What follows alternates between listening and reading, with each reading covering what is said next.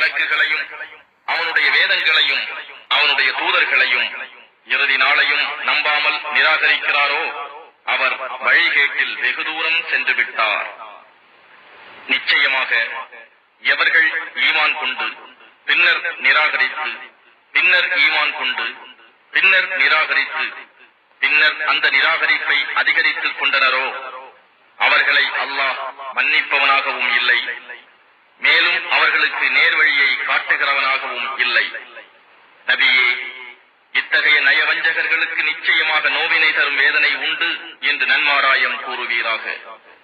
இவர்கள் மூமீன்களை விட்டும் காபிர்களை தங்களுக்கு உரிய உற்ற நண்பர்களாக எடுத்துக் கொள்கிறார்கள். என்ன, அவர்களிடையே இவர்கள் கண்ணியத்தை தேடுகிறார்களா? நிச்சயமாக கண்ணியமெல்லாம் அல்லாஹுவுக்கே உரியது. மூமீன்களே, அல்லாஹுவின் வசனங்கள் சிலரால் நிராகரிக்கப்படுவதையும் பரிகசிக்கப்படுவதையும் நீங்கள் கேட்டால் அவர்கள் இதை விட்டு வேறு விஷயத்தில் ஈடுபடும் வரையில் அவர்களோடு நீங்கள் உட்கார வேண்டாம் என்று வேதத்தின் மூலம் அவன் உங்கள் மீது கட்டளை இறக்கியுள்ளான். அவ்வாறு உட்கார்ந்தால் நீங்களும் அவர்களை போன்றவர்களே.